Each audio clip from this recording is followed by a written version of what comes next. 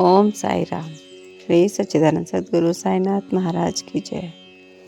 मैं साई रीना, साई लाडली रीना चैनल में आप सभी भक्तों का स्वागत करती हूँ। शिरडी की पावन धरा पर विराजमान साईं बाबा अपने भक्तों को हर समय एक ही संदेश देते थे।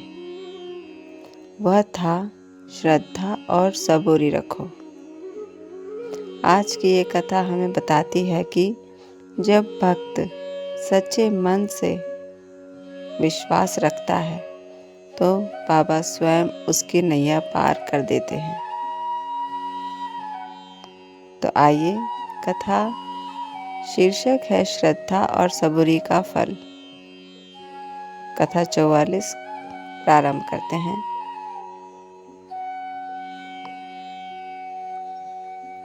शिरडी में एक गरीब महिला रहती थी। उसका जीवन बहुत कठिन था। घर में खाने तक का अभाव था, लेकिन उसके मन में बाबा के प्रति अटूट श्रद्धा थी। वह रोज द्वारका माई जाती थी और बाबा के दर्शन करती और चुपचाप वहां बैठकर उन्हें निहारती रहती।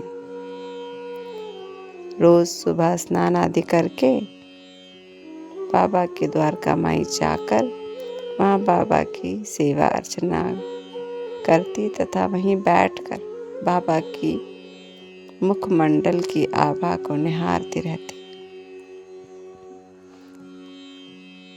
एक दिन बाबा ने प्रेम से उनसे पूछ लिया, माँ, तुम रोज यहाँ आती हो, क्या चाहती हो तुम?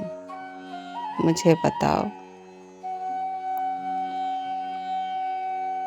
महिला ने हाथ जोड़कर कहा, बाबा, मुझे आपसे कुछ नहीं चाहिए, बस आपका साथ और आशीर्वाद चाहिए।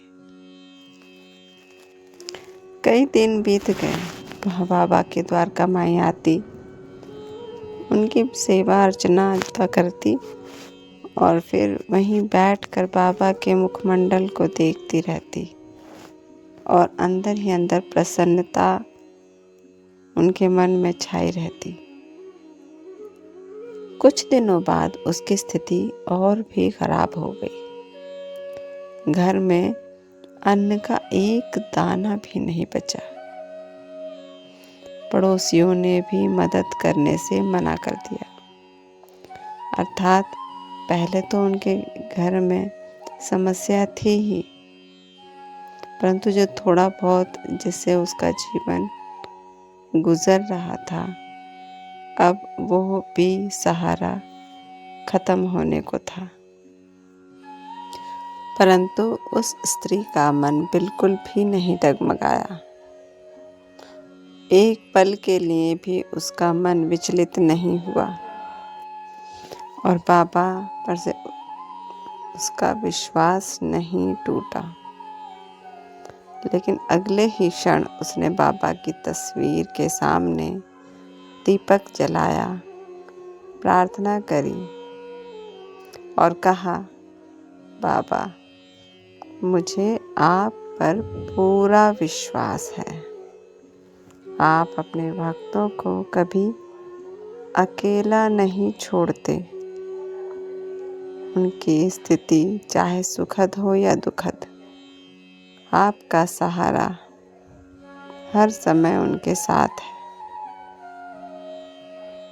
उसी समय दरवाजे पर एक दस्तक हुई।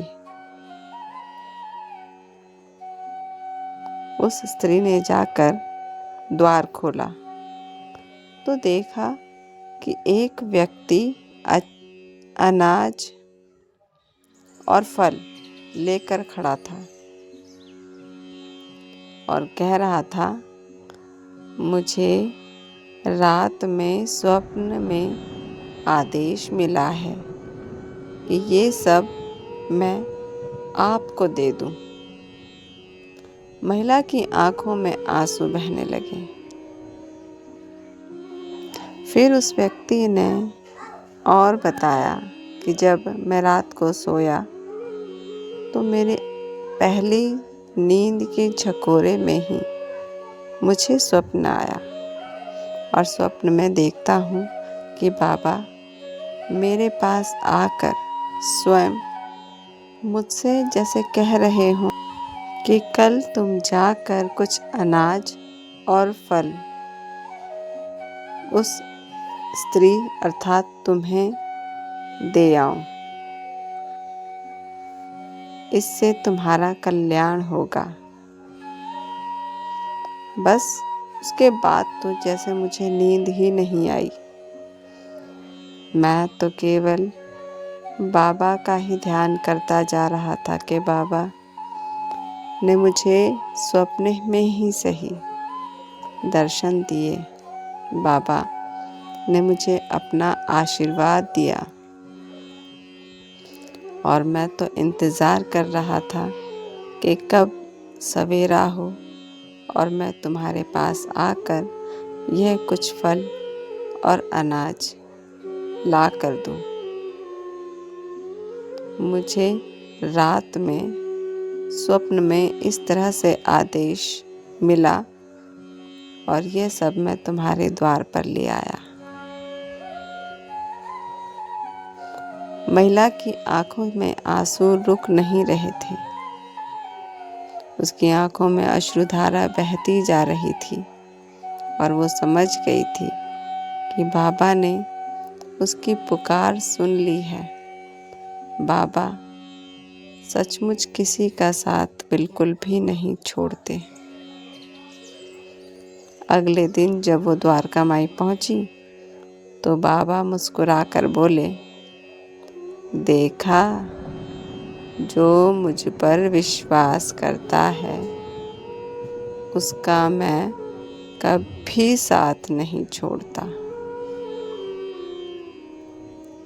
भक्तों, इस कथा से हमें शिक्षा मिलती है कि सच्ची श्रद्धा कभी व्यर्थ नहीं जाती तथा सबूरी का फल अवश्य मिलता है और बाबा अपने भक्तों की हर पुकार सुनते हैं। जो बाबा पर विश्वास करता है वह कभी अकेला नहीं होता। अगर आपके भी जीवन में किसी भी प्रकार की कोई कठिनाइयां हैं तो निराश मत होइए।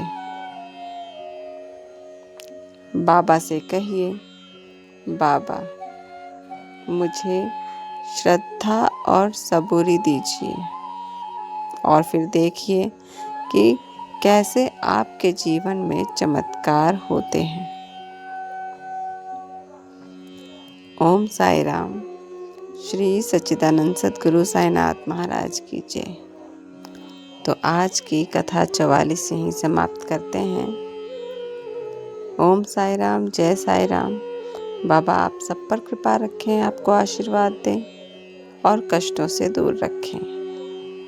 श्री सच्चिदानंद सद्गुरु साईनाथ महाराज की जय।